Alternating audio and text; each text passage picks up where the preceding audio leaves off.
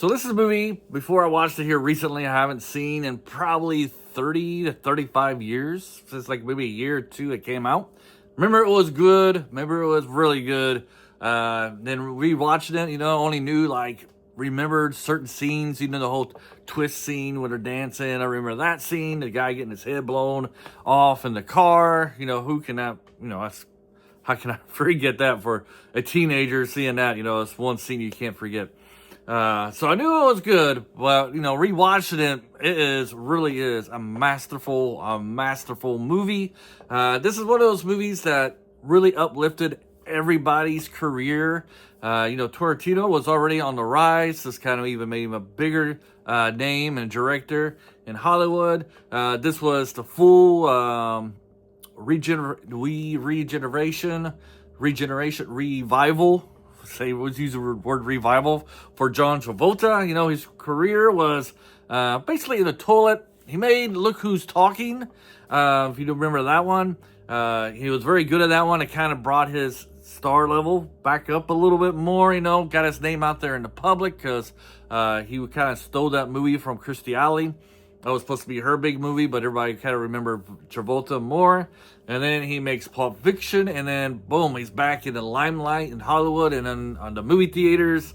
And he had a great run in the mid 90s to late 90s, and still carrying over into today.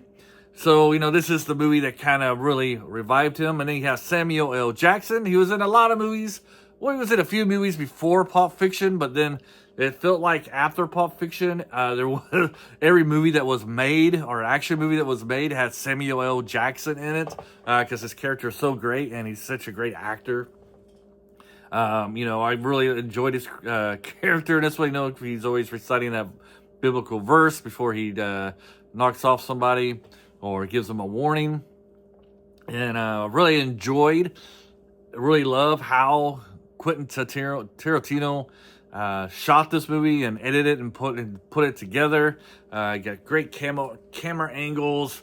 Like that, it's not a linear movie. The first scene is actually the end of the movie, and the end of the movie is actually not really the end of the movie. It's probably somewhere in the story. The whole storyline is probably in the upper third of the movie. I just really enjoy that. The movie is really put together into themes or into storylines. Because we start with the cafeteria, or no, not the cafeteria, but in a cafe. And we got these two people who's not really even stars of the movie. They got their 5 minutes at the beginning of the movie and their 5 minutes at the end of the movie. So they're probably in the movie for maybe 10 minutes altogether. You got this couple who's going from robbing banks to robbing restaurants because they're trying to get more money that way. And it just happens that Samuel Jackson and John Travolta are there having a meal, having some breakfast. And then it was right after, John Travolta accidentally shot that guy in the head and blood went everywhere. But then if you watched the movie straight through, you realize that I think that scene happens, right after, anyways, it's hard to say, but it happened right after they meet their boss, and we got Samuel Jackson talking about retirement, and you get that little religious talk between him and John Travolta, and brings me to another part I really loved about this movie is this the conversations that are in this movie and how they don't mean anything, but they mean everything at the same time. Right at the beginning, they're talking about how their boss threw out another henchman, I guess, out the window because supposedly he was massaging his wife's feet. He caught them massaging her feet, and they have this whole discussion about, was that a deed worthy of him being thrown out the balcony? And they're having that debate on how sensual and if that's really adultery and stuff. Fantastic, and then basically at the theme, of the movie there at the end with Samuel Jackson, he sees this sign that, he was saved because, they basically should have been dead, but all those bullets missed him. And he walks away from this hitman type of life and he ends up surviving. And then John Travolta, who doesn't walk away, doesn't believe in the sign. He ends up dying. He ends up getting shot because he was kind of silly enough to leave this machine gun on the counter while he went to use the restroom. Then you have Bruce Willis, and I forgot Bruce Willis was even in this movie. And he has a great part in the movie. He's like a boxer who was supposed to take a fall, and he doesn't take the fall.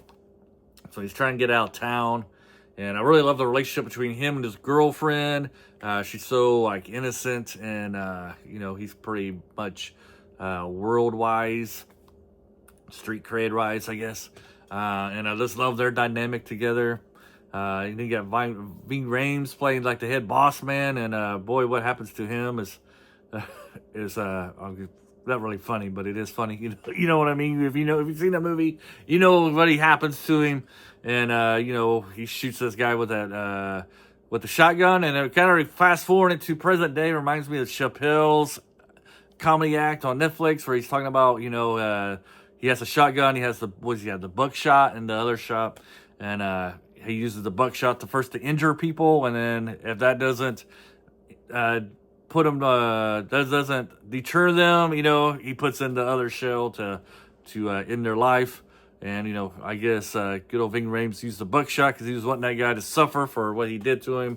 You got those sick freaks in there. Like, everybody is not clean. Everybody has their good side and their bad side.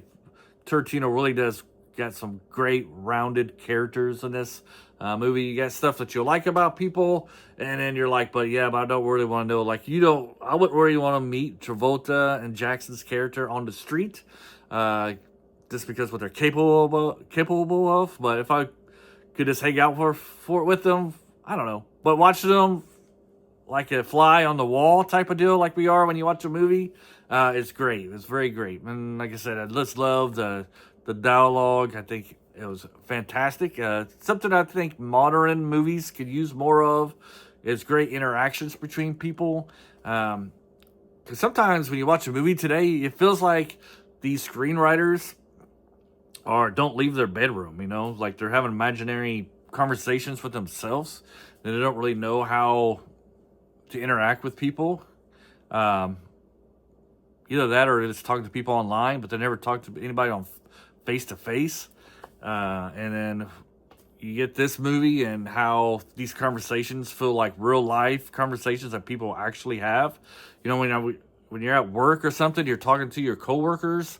Some of this stuff would be stuff you would talk about. You would talk about, a foot massage and what that is. Is it really, if you caught your wife receiving a foot massage, how concerned should you be? Should you divorce her, condemn her, or is it just not a big deal, So I think it's very realistic, great shooting.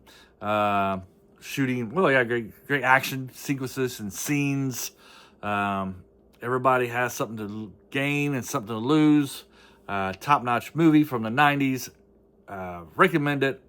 If you've never seen a Quentin Tarantino movie, it was something you would recommend to your buddy, right? Especially if they like those type of movies.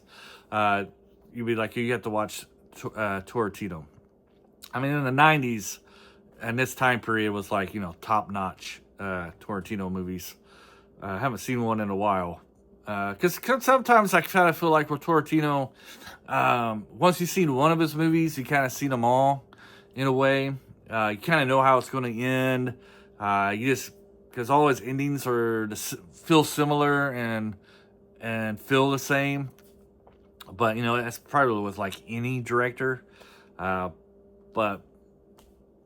I guess that's be one critique I would have of Tarantino.